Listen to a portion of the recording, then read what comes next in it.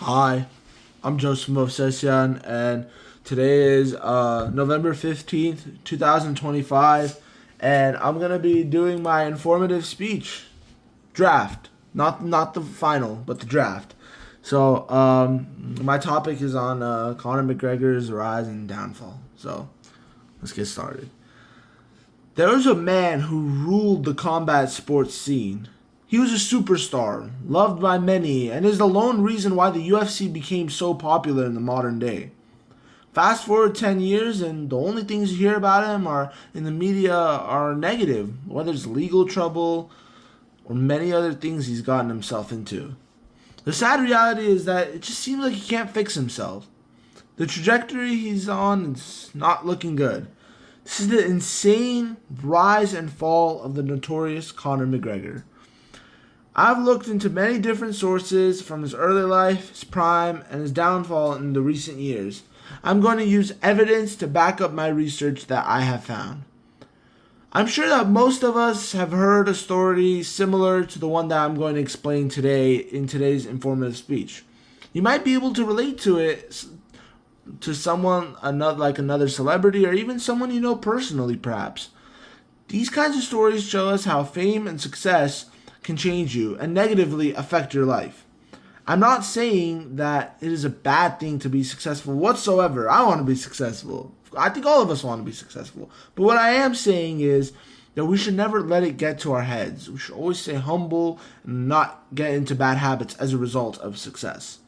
By taking a deep dive into Conor McGregor's rise and fall into the sport of mixed martial arts, we can analyze how overwhelming amounts of success and fame can negatively affect someone like the former UFC champion.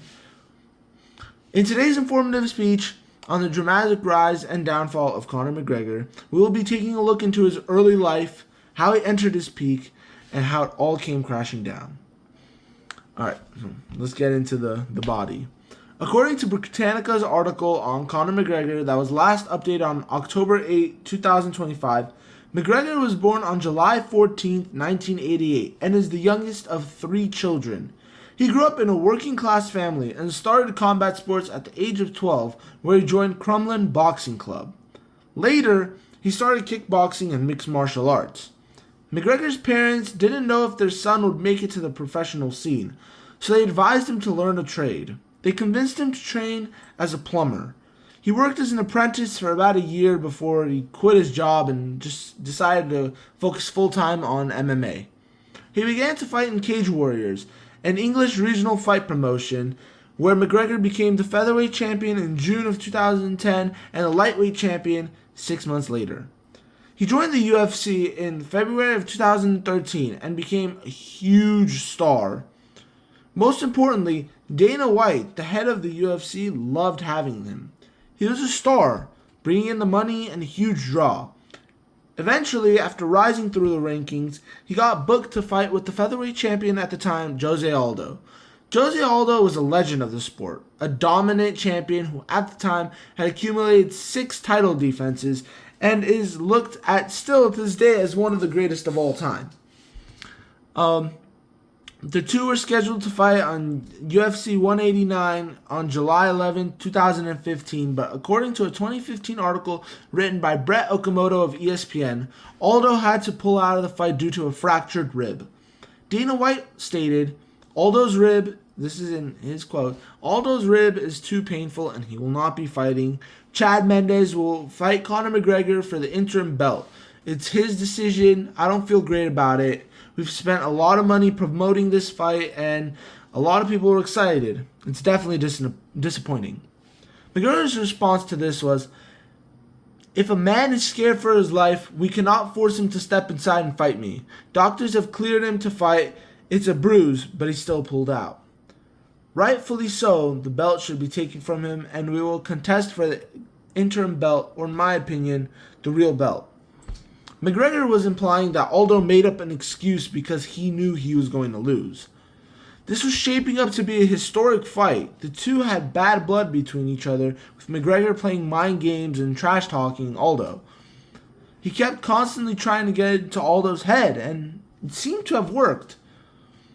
But in the end, McGregor fought Chad Mendes instead for the interim belt. Mendes was also a formidable opponent, challenging for the belt twice in his career previously. McGregor got the round 2 TKO and became the interim champion.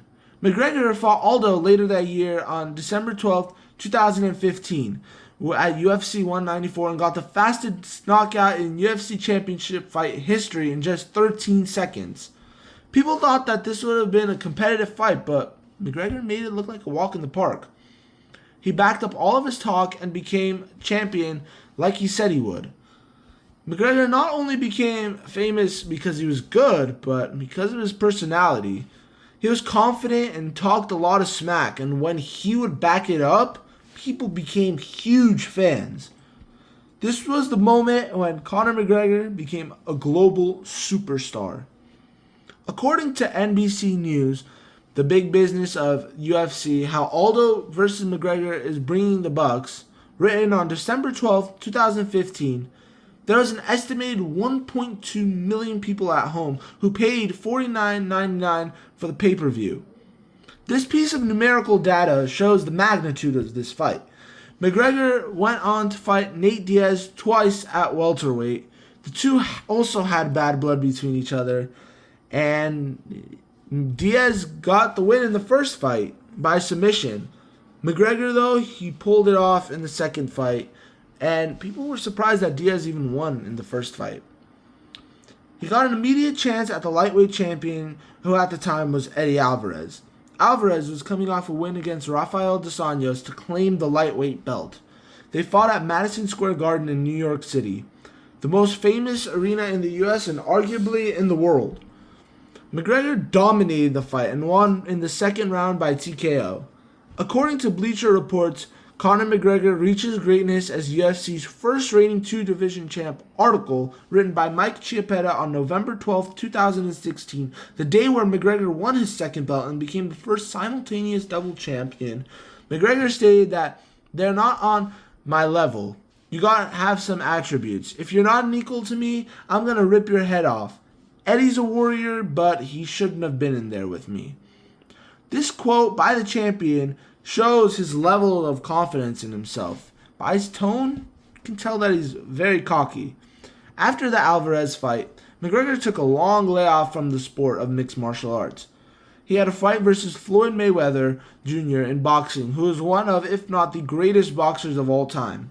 In terms of money and spotlight, 2017 was McGregor's year. Despite losing the fight by total knockout in the 10th round, he approximately made $100 million from that fight. He started out venturing into other forms of business, like owning his whiskey company, Proper 12. McGregor was on top of the world. He was one of the highest paid athletes in the world, but he started to drift away from the sport of MMA. Due to McGregor's inactivity, he was forced to vacate the belts. During this time period, Khabib Nurmagomedov became the champion at lightweight. Khabib had gotten into an altercation with Conor's friend, Artem Lobov, and pressed him with a group of guys where Khabib ultimately slapped him across the face. According to George Willis of the New York Post in the article, Meet Conor McGregor's Enemy, Fought Bears and Escaped Home, written on October 3, 2018, McGregor and Nurmagomedov, both 30, must settle their blood feud that went to a new level when McGregor attacked a bus in which Nurmagomedov was a passenger following a media event at Barclays Center. McGregor said, "You're a coward for staying on the bus," who ultimately got a slap on the wrist from the authorities after hurling a whole dolly at the bus that Khabib was on. So, you heard that correctly. McGregor showed up before the event, attacked the bus, and barely got in any trouble as a result. Several other fighters, though, got injured, like Michael Chiesa and Ray Borg. McGregor got into some legal trouble afterwards. His punishment, according to AJ Perez from the USA Today in the article, Conor McGregor avoids jail time, accepts plea deal for his April arrest and bus incident, written on July 26, 2018, was that McGregor will be required to perform 5 days of community service and undergo up to 3 days of anger management. If you ask me, that sounds like a slap on the wrist. The bad blood between Conor and Khabib was intense, and they were scheduled to fight on October 6th, 2018. Conor got brutally destroyed by Khabib. He was dominated all night and got tapped out in the 4th round. After that, Conor had 3 more fights, 1 with Donald Cerrone and 2 with Dustin Poirier. Since the last Poirier fight, he got booked for a fight versus Michael Chandler in 2024, but pulled out of the fight.